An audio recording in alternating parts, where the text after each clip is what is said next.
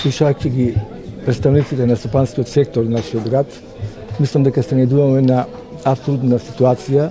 една апсурдна состојба, затоа што до вчера зборувавме дека имаме невработеност во нашиот град и воопшто во Република Македонија. Невработеноста е многу голема,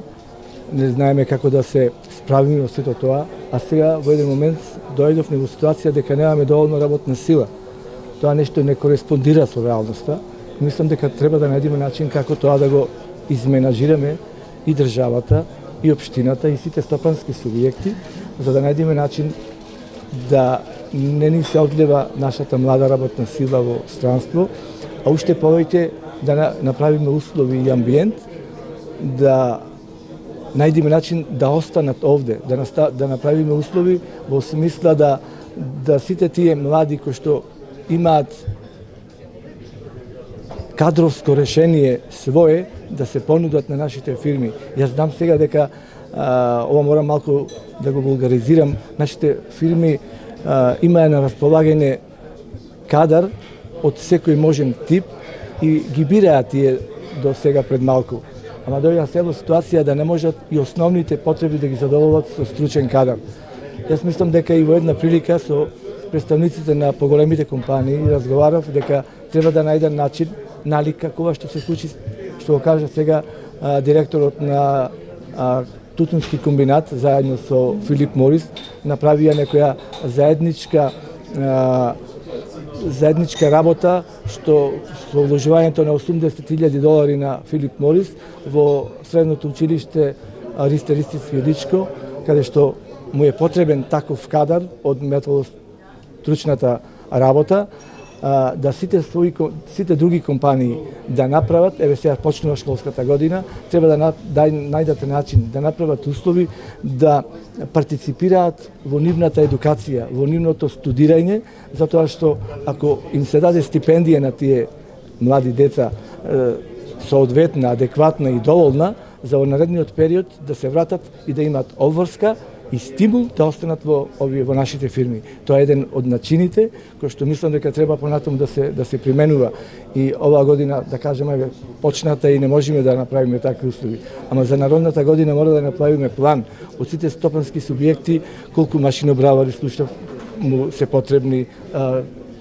шивачи и така натаму од секоја струка, да направиме во средните училишта за тие занаетски работи, да можеме да ги планираме. И со тој начин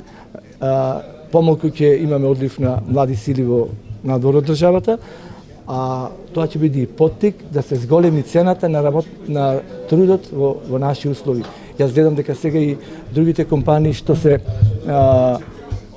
како надворешна инвестиција, странска инвестиција, во последен момент почнаа и да ја зголемуваат цената на трудот, што е добро, и мислам дека тоа беше можеби принудно во овој момент, ама во наредниот период тоа мора да биде направено континуирано, планирано, и тоа ќе биде еден од начините за нашите млади да имаат услови и желба да остануваат овде.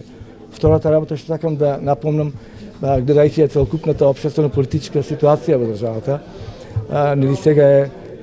моментот каде што имаме можност да влеземе во НАТО алијансата и почеток на предпристапните фондови во Европската Унија, да најдеме начин да сите можни начини што ги нуди Европската Унија, со сите тие фондови да ги искористиме и уште еден начин е тоа за младите да можат да останат овде. Со сите тие вложувања што ги прави Европската Унија во околните држави што се досега што станаа членки на НАТО и Европската Унија, го видовме и треба да го видиме нивниот пример дека таму е поинаква ситуацијата, таму не дека младите не заминуваат, ама помалку заминуваат, бруто домашниот производ е поголем, животниот стандард е подобар, така да вториот начин за кој што сакам да го истакнам дека младите можат и треба да останат овде со вложувањето на странски инвестиции во нашата држава е вториот начин на успехот и нашите млади да останат во нашиот град. А ние како општина, и тој е мој императив, ќе направиме услови и ќе направиме амбиент со нашите надлежности што ги имаме, да му овозможиме на сите, како домашни, така и странски компании, да најдеме начин со подобрување на инфраструктурата, со подобрување на се она што му е потребно околу промена на деталните урбанистички планови или пак заеднички средби со надворешни чинители, да најдеме начин да се оствари, да се направат услови, за да